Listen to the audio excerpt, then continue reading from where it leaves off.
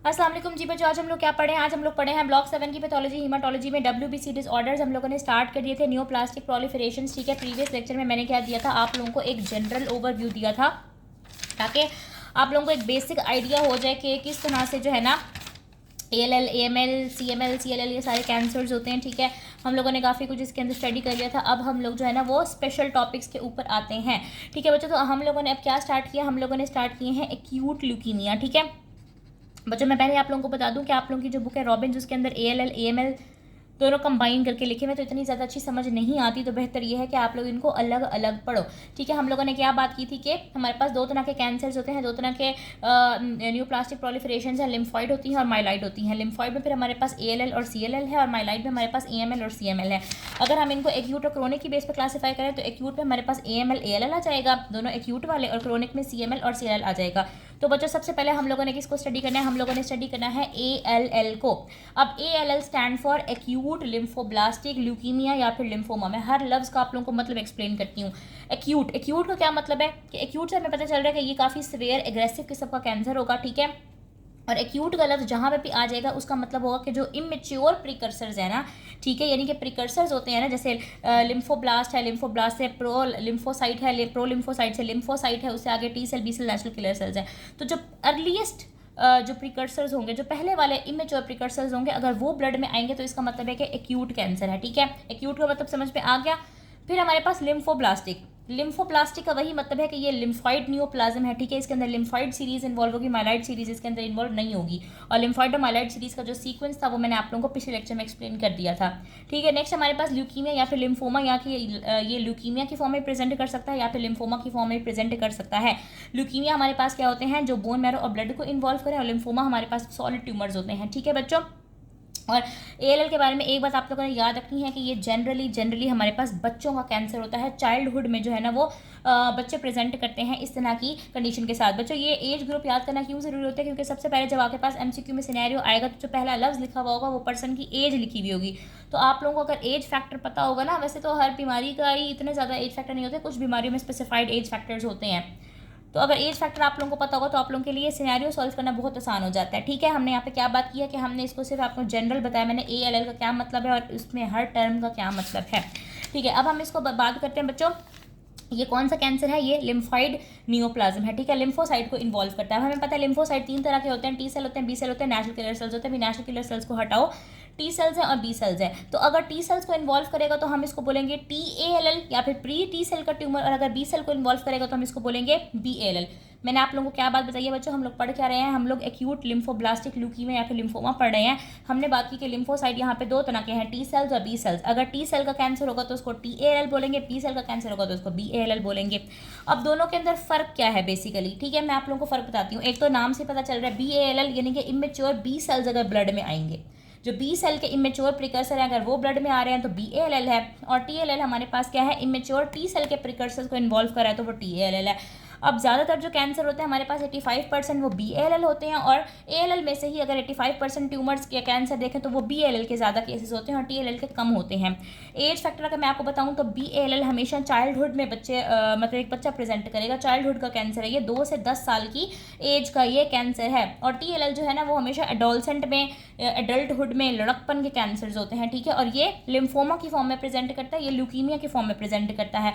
ये solid tumour है बच्चों, ये थाइमस के अंदर होता है, T for thymus and T for TALL, इस तरह से याद रख लो, ठीक है। अब इसकी हम थोड़ी सी जेनेटिक्स की बात करते हैं कि कहाँ कहाँ पे इसमें म्यूटेशन आ रही है बच्चों। ये सिर्फ रट्टा मारने वाली चीज़ है, इसमें कुछ ऐसा याद करने का नहीं है। BALL के अंदर होता है लॉस ऑफ फंक्शन म्यूटेशन और TALL के अंदर होता है गेन ऑफ फंक्शन म्यूटेशन। अब म्यूटेशन क्या बोलते हैं, म्यूटेशन बोलते हैं जीन या DNA के अंदर तब्दीली को, ठीक है। लॉस ऑफ फंक्शन का क्या मतलब है कि ऐसी म्यूटेशन जिसकी वजह से जीन का जो नॉर्मल फंक्शन था वो लॉस हो गया, ठीक है। तो कौन से जीन के अंदर लॉस ऑफ फंक्शन म्यूटेशन होता है, PAX5। और TALL के अंदर हमारे पास गेन ऑफ फंक्शन म्यूटेशन होता है NOTCH1 के अंदर। NOTCH1 भी इस जीन का ही नाम है, बस बच्चों याद रख लो। Loss of function mutation in PAX5 and gain of function mutation in NOTCH1 in TALL, ठीक है। इसके अलावा BALL के कुछ और जेनेटिक्स हैं, यानी कि हाइपर डिप्लॉइडी यानी कि 50 क्रोमोसोम। नॉर्मली हमारे पास कितने होते हैं, 46 क्रोमोसोम। 50 क्रोमोसोम से ज़्यादा का केस है, हाइपर डिप्लॉइडी है तो BALL हो सकता है। इसके अलावा 1221 ट्रांसलोकेशन, ये बच्चों क्रोमोसोम्स की नंबर की बेस पे दिया हुआ है। 1221 ट्रांसलोकेशन जो कि इन्वॉल्व करता है ETV6 और RUNX1 जीन को, और 9 922 ट्रांसलोकेशन बच्चों ये इंपॉर्टेंट है, 922 ट्रांसलोकेशन जिसकी वजह से BCR ABL फ्यूजन हो जाती है, यानी कि ये जीन के सेगमेंट्स होते हैं, ये आपस में ओवरलैप कर जाते हैं और नॉर्मली अपना अपना काम कर रहे थे, जब ये ओवरलैप होगा, जब ये फ्यूज़ होगा तो इनका काम बहुत ज़्यादा बढ़ गया, जिसकी वजह से सेल की डिफ्रेंसिएशन या सेल की डिवीजन बहुत ज़्यादा होने लग गई।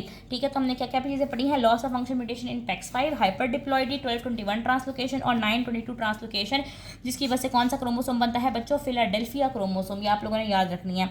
और TLL के अंदर कौन कौन सी म्यूटेशन है, गेन ऑफ फंक्शन म्यूटेशन है नॉच 1 के अंदर, इसके अलावा ये P10 को इन्वॉल्व कर सकता है, ऐसी म्यूटेशन जिसकी वजह से P10 इनहिबिट हो जाए। अब P10 का नॉर्मल काम क्या था कि ये एक ट्यूमर सप्रेसर जीन है, यानी कि इसने ट्यूमर को सप्रेस करके रखना है। अब हमारे अंदर क्यों कैंसर नहीं होता, क्योंकि हमारे अंदर ट्यूमर को सप्रेस करने वाली जीन्स काम कर रही होती हैं। जब ये tumour suppressor gene P10 inhibit हो जाएगी तो TLL हो जाएगा। इसके अलावा CDKN2 है बच्चों, ये सब याद करने वाली चीज़ है। आप लोग नेक्स्ट ब्लॉक में जब न्यूप्लेजिया पढ़ोगे ना, उसके बाद ये पढ़ोगे तो आप लोगों को ज़्यादा अच्छी समझ आएगी।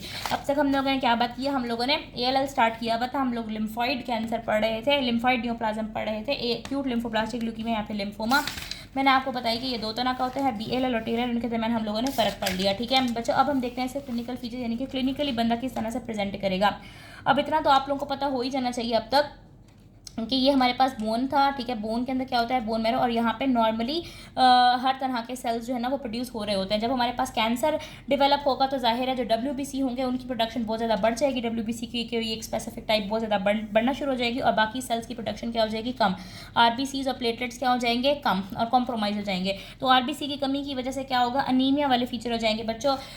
पर्सन को जो है ना वो फटीग होगा, लैसिट्यूड होगा, क्योंकि उसका RBC काउंट कम हो जाएगा, उसको थकावट रहेगी हर वक्त। आपने देखा होगा कैंसर के जो मरीज होते हैं, अल्लाह ताला माफ़ करे, बहुत ज़्यादा जो है ना उनके अंदर फटीग और लैसिट्यूड हो रहा होता है। इसके अलावा न्यूट्रोपीनिया हो जाएगा बच्चों, जहाँ लिम्फोब्लास्ट का काउंट बढ़ रहा है वहीं पे जो न्यूट्रोफिल्स हैं उनका काउंट यहाँ पे कम हो जाता है, न्यूट्रोपीनिया डेवलप हो जाता है, जिसकी वजह से पर्सन जो है ना वो फीवर और मुख्तलिफ तरह के इन्फेक्शन से प्रेजेंट कर सकता है। इसके अलावा थ्रोम्बोसाइटोपिनिया, प्लेटलेट का काउंट कम हो रहा होता है, तो उसकी वजह से ईजी ब्लीडिंग, ईजी ब्रूजिंग, और मैरो जो है ना वो बहुत ज़्यादा जल्दी, ये बोन है, बोन के अंदर बोन मैरो है, बहुत जल्दी जल्दी यहाँ पे सेल्स डिवाइड करें, जिसकी वजह से बोन मैरो का जो साइज़, उसकी विड्थ है वो बढ़ना शुरू हो जाती है, और बोन्स के अंदर बहुत ज़्यादा दर्द रहता है। इसके अलावा लिम्फेडिनोपैथी, स्प्लीनोमेगैली, हिपैटोमेगैली, ये तकरीबन हर तरह के कैंसर में होते हैं, लेकिन ALL में ये ज़्यादा होता है, यानी कि लिम्फ नोड्स स्वेल हुए हुए होते हैं। ठीक है, स्प्लीन का साइज़ बड़ा हुआ होता है, लिवर का साइज़ बड़ा हुआ होता है, और अगर हम खास तौर पर TALL की बात करें तो सिर्फ TALL की बात हो रही है यहाँ पे। इसके अंदर थाइमस इन्वॉल्व होता है ना, ये सॉलिड सेल का ट्यूमर है, ये थाइमस को इन्वॉल्व करता है। थाइमस के अंदर ना T सेल्स की मैच्योरेशन होती है नॉर्मल एडल्ट्स में, तो थाइमिक इन्वॉल्वमेंट हो जाती है, जिसकी वजह से जो मीडियास्ट्रियम है, थाइमस हमारे पास आपको पता है ना उसकी लोकेशन चेस्ट वाली होती है, तो वहाँ पे लार्ज वेसल्स और एयरवेज की कंप्रेशन हो जाती है, जिसकी वजह से जो है ना वो सांस के मसले हो सकते हैं और दूसरे मसले हो सकते हैं। ठीक है, इसके अलावा ये ब्रेन तक भी स्प्रेड कर सकता है। अगर ब्रेन में स्प्रेड कर जाए, मेनिंजीज को इन्वॉल्व कर ले, तो CNS की मैनिफेस्टेशन है, यानी कि हेडेक, वॉमिटिंग और नर्व पाल्सीज वगैरह हो सकती हैं। तो इस यहाँ पे हमने क्या स्टडी किया, हम लोगों ने इसके क्लिनिकल फीचर पढ़े, फटीग है, लैसिट्यूड है, फीवर है, bleeding, bone pain, lymphadenopathy, splenomegaly, hepatomegaly, thymic involvement और CNS की मैनिफेस्टेशन। बस बच्चों आप लोगों ने बस याद रखना है कि RBC कम हो रहा है तो उसकी वजह से RBC की कमी वाले फीचर आएंगे, न्यूट्रोफिल कम हो रहे हैं तो फीवर और इन्फेक्शन होगी, और प्लेटलेट कम हो रहे हैं तो उसकी वजह से ब्लीडिंग, ब्रूजिंग और मैरो की इन्वॉल्वमेंट होती है। मतलब कि यहाँ पे मैंने वजूहात लिखी हुई और यहाँ पे मैंने जो है ना उसके इफेक्ट्स लिखे हुए हैं।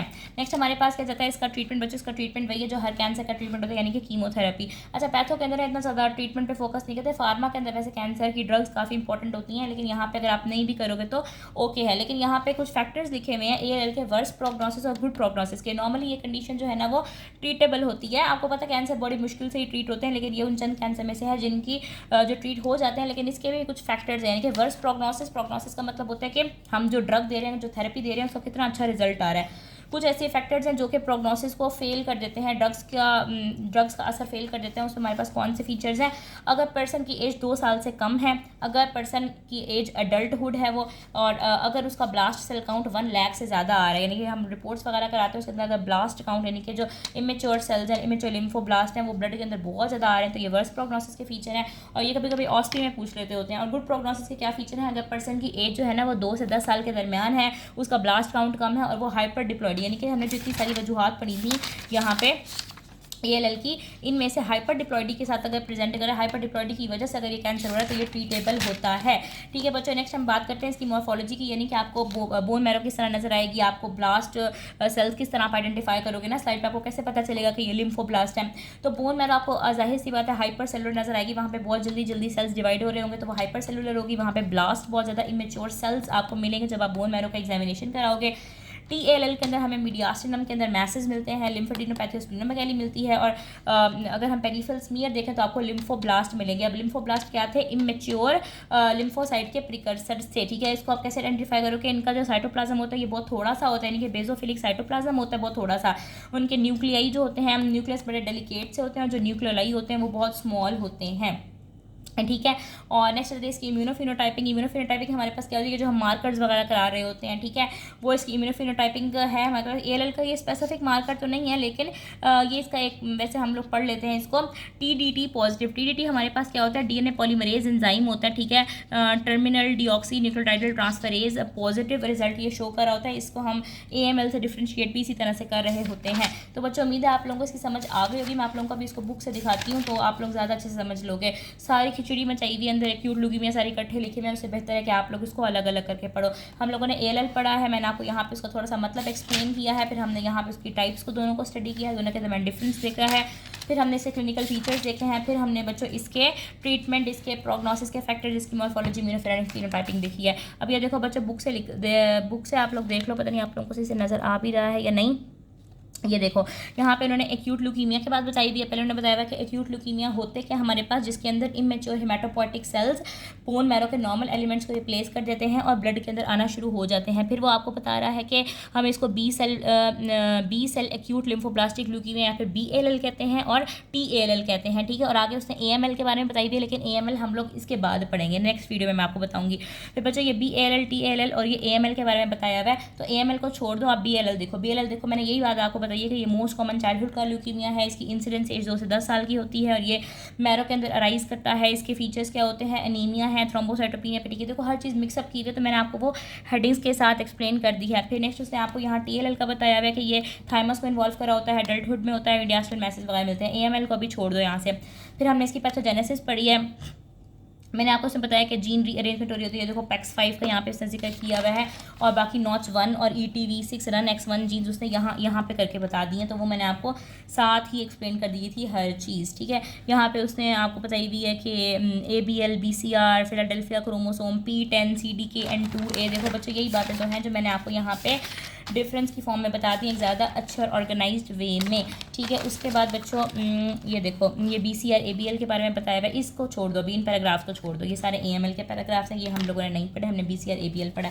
फिर आपको मॉर्फोलॉजी मैंने सारी एक्सप्लेन की है। मैरो हाइपरसेलर होती है, packed with blast and immune elements, mediastinal message के बारे में बताया, लिम्फेडिनोपैथी है, स्प्लीनोमेगैली है, ठीक है। लिम्फोब्लास्ट कैसे नजर आते हैं, स्कैंटी साइटोप्लाज्म होता है, इसके अंदर न्यूक्लियोलाई कैसे होते हैं, न्यूक्लियाई कैसे होते हैं, ठीक है। और ये वाली चीज़ें छोड़ दो, ये AML की हैं। यहाँ से मैंने आपको जो है ना इसकी इम्यूनोफिनोटाइपिंग पे एक्सप्लेन कर दिया, आगे इसके क्लिनिकल फीचर्स लिखे हुए हैं। वैसे AML और ALL के इसने इकट्ठे लिख दिए, लेकिन मैंने आपको ऑर्गेनाइज वे में बता दिया है। फिर इसका ट्रीटमेंट आ जाता है बच्चों यहाँ पे, ठीक है। और ये यहाँ पे जो है ना इसकी OSP की डायग्राम्स भी यहाँ से आ जाती होती हैं, तो आप लोग ये चीज़ देख लेना। और अगर आप लोगों को ये वीडियो अच्छी लगी तो प्लीज़ मेरे चैनल को सब्सक्राइब करें।